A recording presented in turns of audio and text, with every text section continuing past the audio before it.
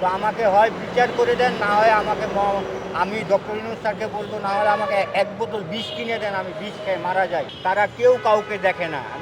মানুষকে মিথ্যা আশ্বাস দিয়ে, মিথ্যা প্রবঞ্চনা দিয়ে তারা কিভাবে সমাজের কাছে তারা সম্মানিত হতে পারবে সেটাই চিন্তা করে। কিন্তু অলিয়া উলিয়া গাউস কুতুবরা কী করে গেছে, তারা অসহায় মানুষকে সহযোগিতা করে গেছে, অসহায় মানুষকে তারা ভালোবেসে গেছে। আমি একজন মানুষ, তাহলে একজন মানুষকে 10জন মানুষ সহযোগিতা করে তাকে উদ্ধার করতে পারে, আর একা 10জন মানুষকে কিন্তু কখনোই উদ্ধার করতে পারে না। তাহলে এই যে এত নেতা কর্মী, এত কিছু আন্দোলন, এত কিছু হচ্ছে, আমি 357 দিন ধরে মানে আওয়ামী লীগের সরকারের টাইম থেকে আমি এখানে আছি। তো আওয়ামী লীগের সরকারের টাইমে আমি বিচার পাইনি। এরা ছিল আওয়ামী লীগের দোষর, আওয়ামী লীগের ক্ষমতাশালী, এরা ওয়ার্ডের সভাপতি, যুবলীগের সভাপতি, কৃষক লীগের সভাপতি, বিভিন্ন বড় বড় চ্যানেলে ছিল। তারপরে আমি যখন অন্তর্বর্তীকালীন সরকার আসলো, তখন চিন্তা করলাম যে না, এবার আওয়ামী লীগ সরকার গেছে, হয়তো অন্তর্বর্তীকালীন সরকারের কাছে আমি বিচার পাবো। কিন্তু আজ পর্যন্ত আমার কোনো সুরাহা হয়নি। কেন হয়নি? এখানে যারা পুলিশ প্রশাসন আছে, এখানে অনেক দপ্তর আছে, তারা দেখি যে তারা যে কোনো মিছিল মিটিং হলে দৌড়াদৌড়ি করে তারা কিন্তু ছবি তুলে সেটা দপ্তরে পাঠায়। কিন্তু আমি অসহায় মানুষ বলে আমার এই নিউজটা তারা দপ্তরে পাঠায় না। যদি দপ্তরে না পাঠায়, তাহলে আমার এই নিউজটা সরকার জানবে কিভাবে, বা আমি বিচারের আওতায় কিভাবে আসবো? আমি 357 দিন ধরে এখানে জাতীয় প্রেস ক্লাবের সামনে এই আসামিদের বিপক্ষে আমি এখানে বসে আছি। যে তারা আমাকে তাদের দুর্নীতির সাথে, তারা দীর্ঘ 12 বছর, 30 বছরে প্রায় 12-13টা মাজার বানিয়ে রাজশাহী ইউনিভার্সিটির জায়গা এবং রেলওয়ের জায়গা দখল করে তারা নিজেরা কুলিয়াল্লা সাইনবোর্ড ব্যবহার করে নিজেরা স্বঘোষিত পীর বনিয়েছে এবং পীর বনে বসে আছে, এবং সমাজের প্রভাবশালী মানুষকে এবং সাধারণ মানুষকে তারা প্রতারিত করছে এবং অসহায় মানুষদেরকে তারা বিতাড়িত করছে। তাদের দুর্নীতি, তারা দীর্ঘদিনের দুর্নীতি আমার জানা ছিল। তা আমি আমার একটা সুপরিচিতি, সুখ্যাতি অর্জন হওয়ার জন্য আমি ওখানে দীর্ঘদিন ধ্যান সাধনা করতাম, এবং দিল্লি, আজমির, বোম্বে, আসাম, নেপাল, ভুটান, বিভিন্ন দেশ বিদেশ, বাংলাদেশের বিভিন্ন দেশ বিদেশ সফর করার জন্য আমার একটা সুখ্যাতি অর্জন হয়। এমনকি আমার এক বাল্যবন্ধু, সে আমেরিকা থেকে আমাকে টাকা পাঠিয়ে সে আমার রাজশাহীতে একটা থাকার ব্যবস্থার জন্য একটা জায়গা আমার নামে বায়না করে দেয়। তো সেই জায়গাটা আমার হাত দিয়ে কাজ হয়। এই যে অলি বাবার মাজার কমিটির দুর্নীতি, এদের সাথে আমি কোনো সম্পৃক্ততা ছিলাম না, আমি সাইডে ছিলাম। তো পরবর্তীতে তারা আমাকে তাদের দুর্নীতিতে জড়াতে চায়, মানে আমার একটা অপমানসূচক একটা আমার মান সম্মান নষ্ট করতে তারা চায়। যখন আমি তাদের সাথে তাদের দুর্নীতির সাথে আমি যখন তাদের কথায় রাজি হয়নি, তখন তারা এই বেহুলা বিবি এবং শাহজাহান, এরা মা ছেলে, এদেরকে উস্কিয়ে দিয়ে আমার পিছনে তারা লাগিয়ে দিয়েছে। এবং এই বেহুলা বিবি এবং শাহজাহান আলী আমাকে জায়গা কিনে দিবে, সারা জীবন আমার ভরণ পোষণ দেখবে। যেহেতু আমার আল্লাহ ছাড়া কেউ নাই, আমার কেউ ফ্যামিলি সন্তান নাই, আমি কোনোদিন বিয়ে শাদী করিনি, এই কারণেই তো আমাকে নারী ঘটিত ব্যাপার দিয়ে তারা আমাকে ফাঁসানোর চেষ্টা করেছে। তো যখন এই শাহজাহান আলী এবং বেহুলা বিবি আমাকে মিথ্যা প্রবঞ্চনা দিয়ে তাদের বাড়িতে দিনাজপুরে ডেকে নিয়ে যায়, ডেকে নিয়ে গিয়ে খাবারের সাথে তারা গাছগাছরা খাওয়িয়ে, জিন চালান করে, এমনকি তারা কালি চালান করে আমাকে বশীকরণ করে, তার মা বেহুলা বিবি আমার সাথে একটা দৈহিক সম্পর্ক স্থাপন করে, এবং বিভিন্ন সময় বিভিন্ন লোকেশনে আমার সাথে অডিও মোবাইলে কথা বলে একটা নোংরা অডিও ক্যাসেট তারা তৈরি করে। সেই ক্যাসেটটা তৈরি করার পরে এর ভিতরে আমি ওই শাহজাহানের নামে, যে আমাকে আমেরিকা থেকে আমার বন্ধু 5.7 শতক জায়গা আমার নামে বায়না করেছিল, আমার আইডি কার্ড না থাকার কারণে, তখন আমার আইডি কার্ড ছিল না, তখন আমি তার নামে রেজিস্ট্রি করে দিয়েছিলাম।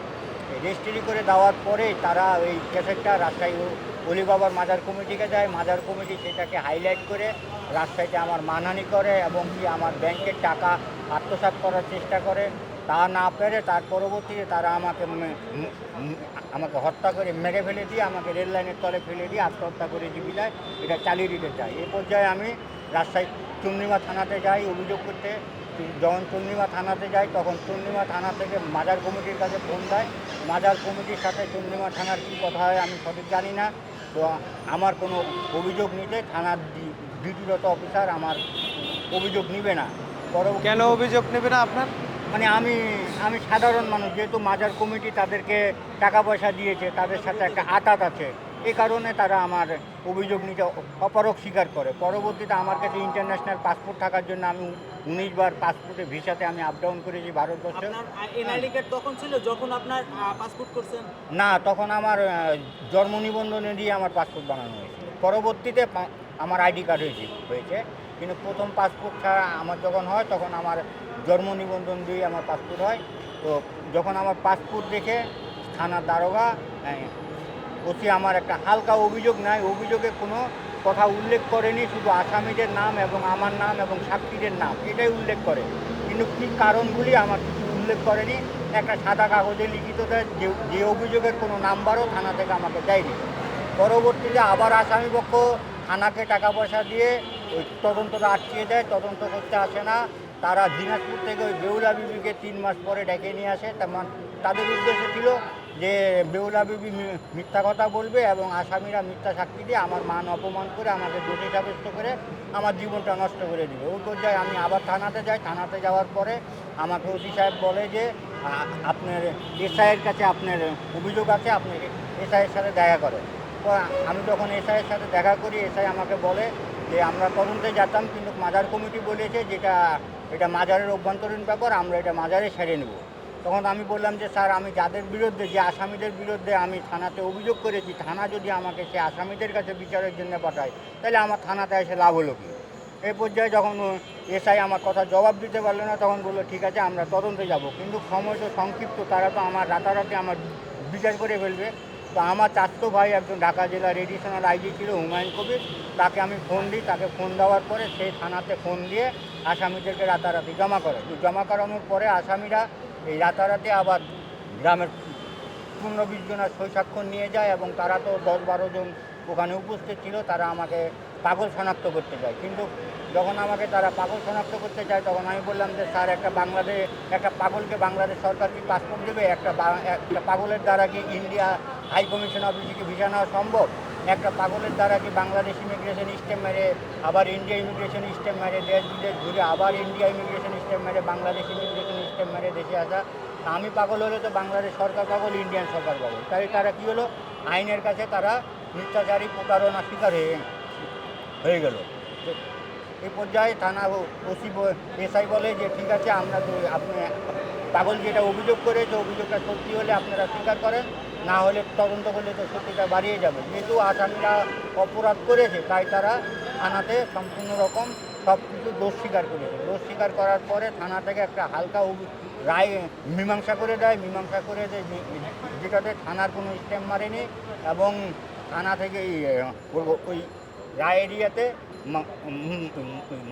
মাজার কমিটির স্ট্যাম্প মারা হয়েছে। তারপরেও যখন থানা থেকে মীমাংসা করে দেওয়ার পরও আসামিরা যেহেতু আইনের কাছে, সমাজের কাছে তারা প্রতারক শিকার হয়ে গেল, তখন তারা আমার পিছনে আরও ক্ষিপ্ত আকারে আমাকে মেরে ফেলার অনেক রকম বিভিন্ন রকমের কবজা, বিভিন্ন রকম কলাকৌশল শুরু করেছে। জানের রিক্সা আছে, আমি তাদের হাত থেকে 3 বার বিগত, এই যে ওখান থেকে আমি সদ্য চারঘাট, রাজশাহী সদ্য চারঘাট, ওখানে আমার এক বন্ধুকে বলি, সে হিন্দু ছিল, তার নাম চন্দন। সে আমাকে বললো, তাকে বলার পরে সে আমাকে বললো আমাদের অনেক জায়গা জমি আছে, আপনি আমাদের জায়গা থাকেন, না হলে আমরা আপনাকে জায়গা কিনে দিব। কিন্তু পরবর্তীতে সে আমাকে নিয়ে গিয়ে মিশু সাংবাদিক এবং চন্দন সরকারদের জমির আইলের মাঝখানে আমাকে একটা 5 টিনের ঘর করে দেয়। 5 টিনের ঘর করে দিয়ে চন্দন সরকার আমার কাছ থেকে টাকাটা, আমার ব্যাংকের টাকাটা চায়। আমি যখন তাকে ব্যাংকের টাকা না দিই, তখন ওই গ্রামে ওই ক্যাসেটটা হাইলাইট করে আমাকে মানহানি করে তারপরে আমার ঘরের জিনিসপত্র চুরি করে নেয়। ঘরের